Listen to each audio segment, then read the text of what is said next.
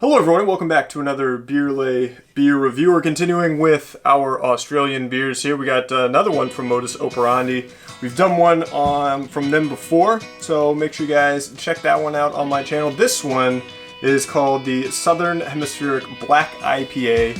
It is number 3 of 3 of their Black Label series, and we're going to get into that and what that exactly means. So let's get this thing opened up, pour it into a glass, and start tasting and talking about it, huh?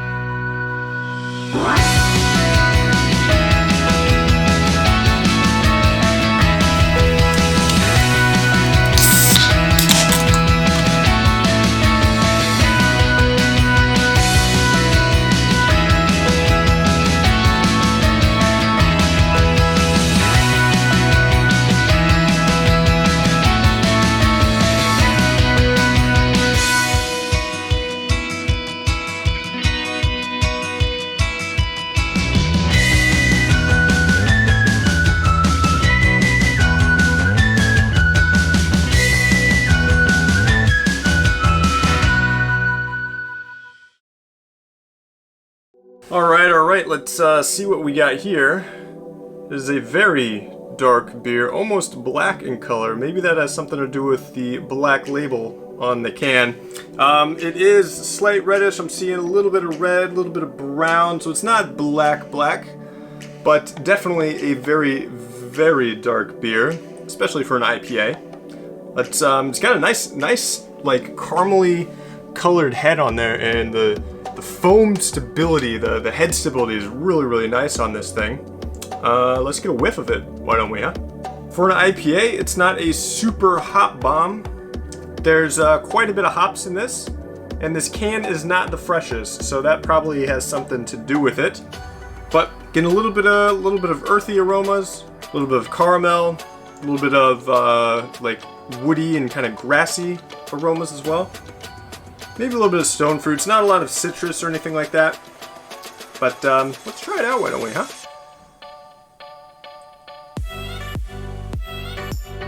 So I gotta admit, I've had this beer before, actually at the brewery when I was there in Sydney last year, and had it fresh from tap, and this was a bomb-ass beer.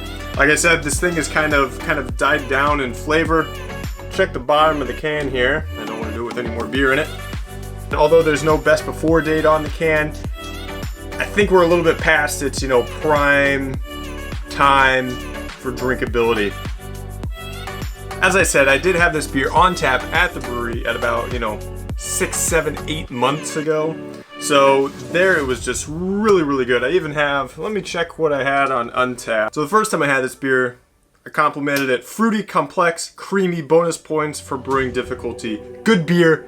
Exclamation point. There's a nice dryness to this. The fruity, creamy, and complex has definitely died down. There's a little bit of cream, a nice dry bitterness, so it's not overly sweet. But yeah, I think this thing would be a little bit better from tap at the brewery, fresh out of the bright tank. I think this beer unfortunately hasn't aged too well, which is common of IPAs, but not very common of strong and dark beer. So that's kind of an interesting thing about this beer. It's a Black IPA, which doesn't make sense because you can't have a dark pale beer. Black IPAs, I think, are kind of a very interesting style of beer because of the high malt content, because of the dark color, but yet you're also trying to smash in a bunch of, fresh, fruity aromas and hop flavors in there. It's a very contrasting and very difficult style to brew because either you put too much malts in there and it's just more in the direction of a stout or a porter, or you just got to put in so many hops that it's not even worth it to make anymore, and then the beers are just super expensive. So Black IPA is definitely credit to the brewers that even have the gusto to try and brew one of these styles, because it's not an easy style to brew, that's for sure. So let's talk about the Black series. So Modus Operandi, you guys have heard of them before. Like I said, I've done a review on my channel. Did of the Future Factory Triple IPA. And so the Black Label series, they came out with this back in 2017, and they started then released them, every couple of months through the end of 2017 into 2018. So the first beer in the series was called Silent Night with a K Porter. It's porter. Pretty much what they wanted to do is take their Russian Imperial Stout, tone that down, make it a little more accessible, and yeah, so made it a lower ABV porter from their Russian Imperial Stout. It has 9 types of malts in it, so definitely a malt bomb, not a hop bomb, if you will. Beer number 2 in the series was a Cascadian Black IPA. So another style very similar to this one, but they use a lot of Pacific Northwest hops, so it was more of an American style IPA, whereas this one, the Southern Hemispheric Black IPA, is brewed with only Southern Hemispheric hops, and more specifically, only Australian and New Zealand hops. So they use Wakatu, Montoika, Enigma, Vic Secret, and Galaxy hops. So some of those hop varieties you might have heard of before. Galaxy is a very popular style in a lot of IPAs, as well as Vic Secret. A lot of the other ones from New Zealand I've never even heard of before. But hey, if you're gonna brew a Southern Hemispheric IPA, you gotta use Southern Hemispheric hops. It just makes sense. So I'm not gonna talk a lot about the history of the brewery and everything, because I already did that in the first video that I did. So if you guys want to learn more about that, go check that video out. But we do have to talk about a couple of more things about this beer in particular.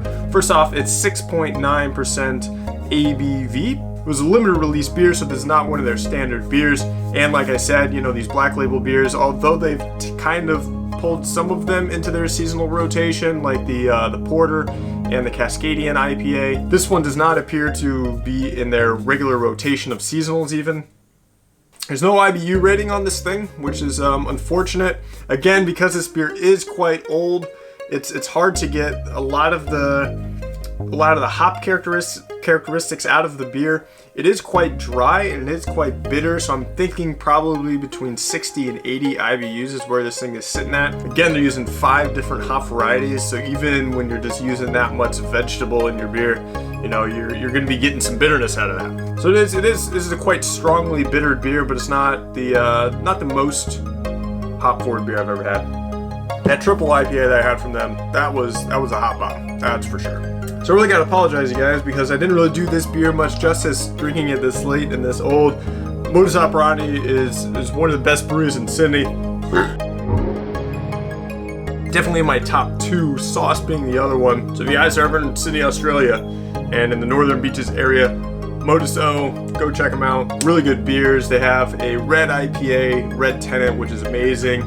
They have these limited releases and seasonals, which are also really, really good. You gotta drink them fresh, you gotta drink them from the brewery. They're just amazing, absolutely amazing beers. Also, fun fact, my 1000th checked-in beer from Untapped was a Modus Operandi in their pale ale. So, we've got, you know, they kind of sit there's a special place for them in my heart, you know? Looks like we're coming down to the end of this puppy. I want to thank you guys for watching this video. Again, I apologize for the quality of the beer. Hope you guys like this quick review though. If you did, make sure you like it, comment, and subscribe. And of course, don't forget to write your representatives and tell me to support common sense gun control. And we'll see you guys next time on Beer Lay. Cheers.